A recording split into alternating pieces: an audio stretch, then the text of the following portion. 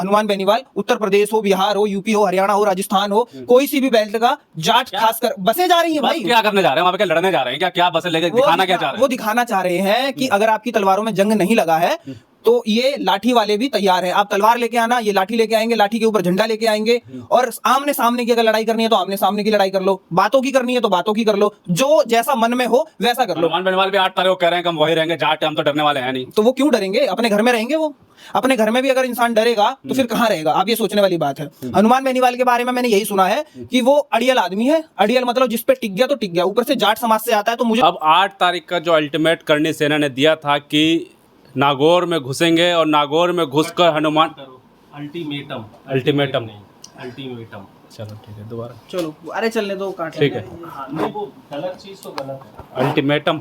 Ultimatum. तो 8 तारीख को अल्टीमेटम दिया था करणी सेना ने, नागौर में घुसेंगे, हनुमान बेनीवाल को बताएंगे करो या मरो की लड़ाई होगी, इतिहास रचेंगे, इतिहास बनेंगे।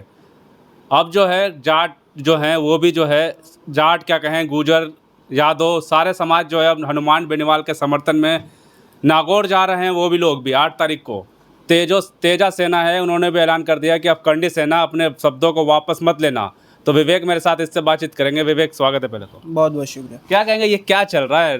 लोकतंत्र है, संविधान है, पुलिस है, और इसमें कौन सी लड़ाई चल रही है? वो कह रहे हैं कि हमारी तलवारों में जंग अभी भी नहीं लगी है और इधर से जाट सेना पूरी जा रही है। सारा टीआरपी का खेल है। कभी कभी ऐसा होता है, किसी किसी को जब अपनी वक़्त बढ़ानी होती है या फिर नाम बनाना होता है तो पड़ी लकड़ियां लेने लगता है कि उसकी भसड़ में भी मैं, उसकी भसड़ में भी मैं, और उसकी भसड़ में भी मैं, ताकि चाहे बदनामी हो चाहे इज्जत मिले, बस मेरा 2-4 लोग नाम जान जाए। तो वही करणी सेना लास्ट 5 साल में कर रही है। स्वाभिमान की लड़ाई लड़ रही है वो। जोधा अकबर जैसी मूवी आती है, ये बॉलीवुड वालों से नहीं लड़ते हैं। उसके बाद एक और मूवी आई थी इनकी, उसमें ये हॉल वालों से तोड़फोड़ करते हैं। ये मेन जो बाहुबल है, जो मेन आदमी है, ये उससे बिल्कुल नहीं जाके टकराएंगे। करणी सेना का जो मैंने देखा, सारा टीआरपी का खेल चल रहा है।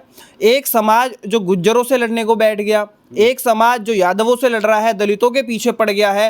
अब जब ये जाटों के पास गए हैं तो इनको मुंह की खानी। अब ऐसा था, यहाँ बोल देते थे 2-4 छोटी मोटी टकराव होकर के मैटर वहीं दब जाता था, खत्म करो। लेकिन अब जब आर पार की लड़ाई होती है, उत्तर प्रदेश में भाजपा की सरकार चल रही है, योगी आदित्यनाथ नहीं बोले ना, और कोई ठाकुर बड़ा नेता बोला कि करणी सेना के साथ हम भी हैं, हमारा भी मतलब एक तरीके से अपमान हो गया है।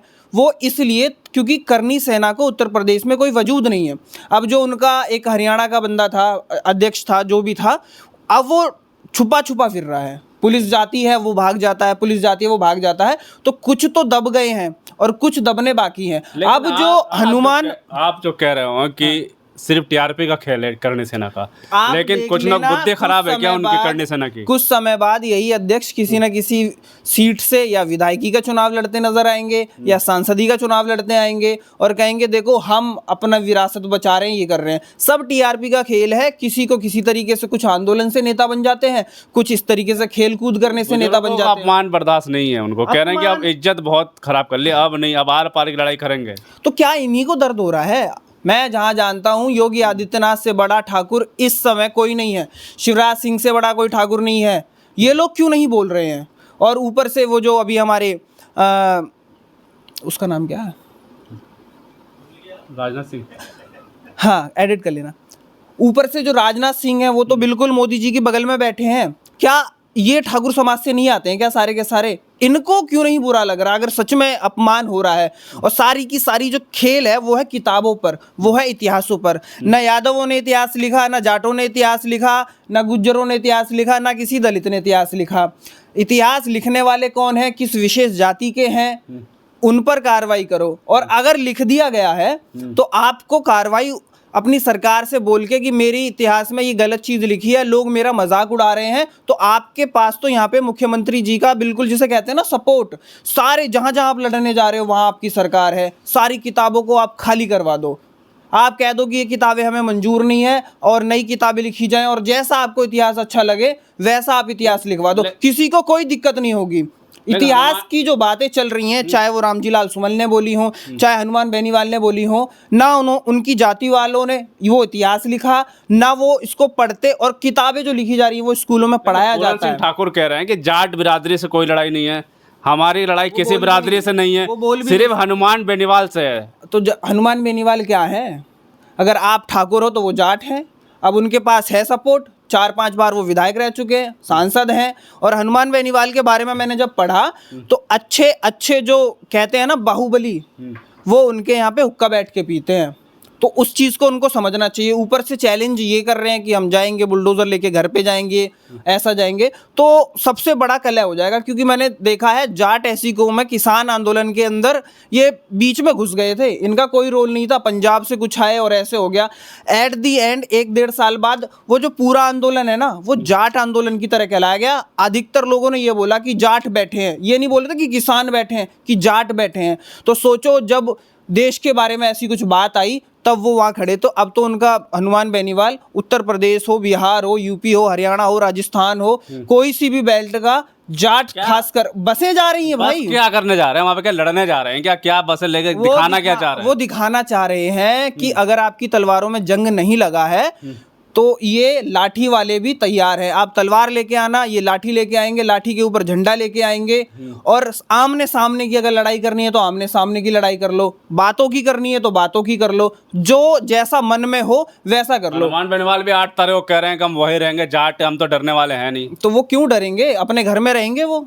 अपने घर में भी अगर इंसान डरेगा तो फिर कहाँ रहेगा? आप ये सोचने वाली बात है। हनुमान बेनीवाल के बारे में मैंने यही सुना है कि वो अड़ियल आदमी है। अड़ियल मतलब जिस पे टिक गया तो टिक गया। ऊपर से जाट समाज से आता है, तो मुझे तो कहीं से कहीं तक नहीं लगता।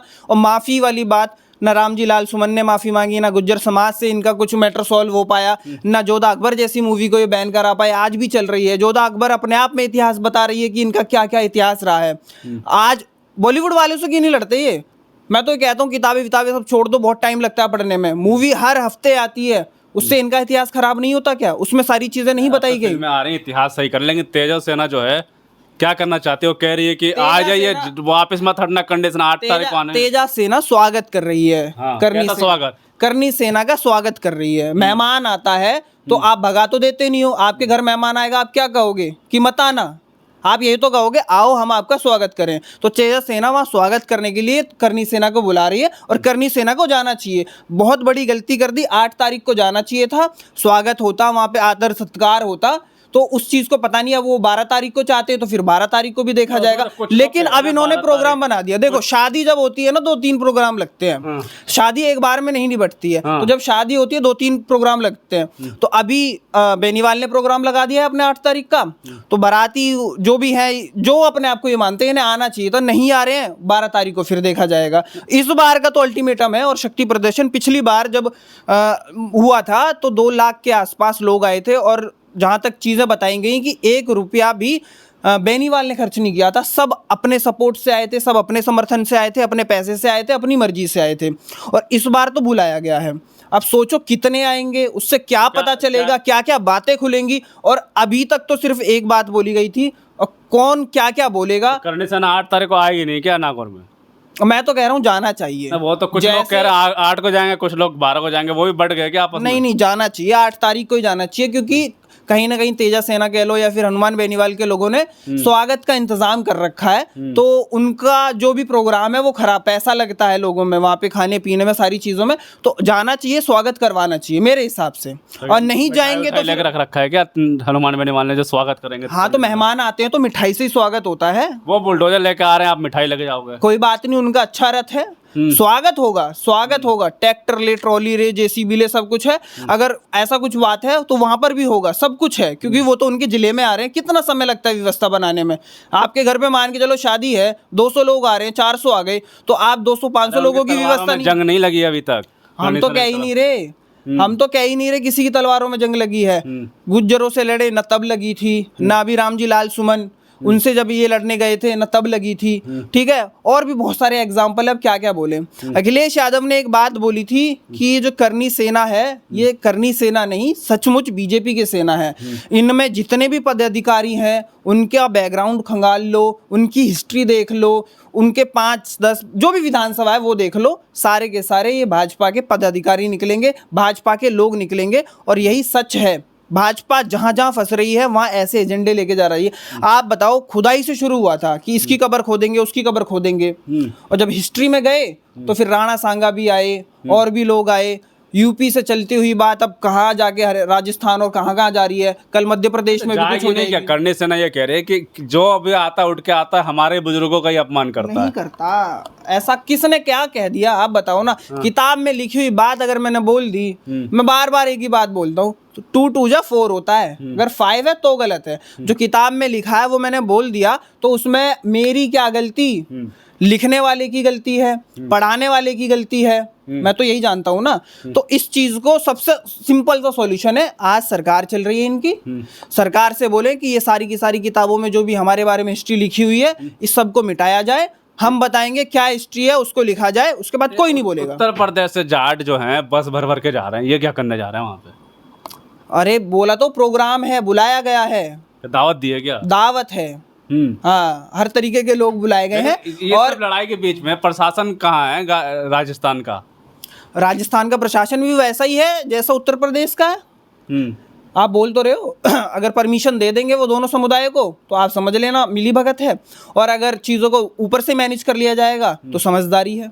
चलिए ठीक है, बहुत बहुत शुक्रिया आपका। बिल्कुल साफ तौर पे बातचीत करी। 8 तारीख का अल्टीमेट जो था करणी सेना ने दिया था, उसके बाद यहाँ से तेजो सेना ने भी दे दिया कि 8 तारीख को मुकरिएगा मत करणी सेना, आप नागौर जरूर आइएगा, स्वागत है आपका।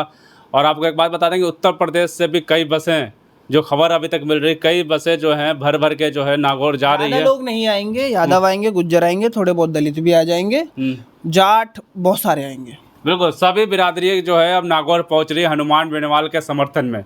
अब सवाल ये उठता है कि करणी सेना 8 तारीख को आएगी या नहीं आएगी। हम पल पल की खबर आपको देते रहेंगे, तब तक के लिए धन्यवाद।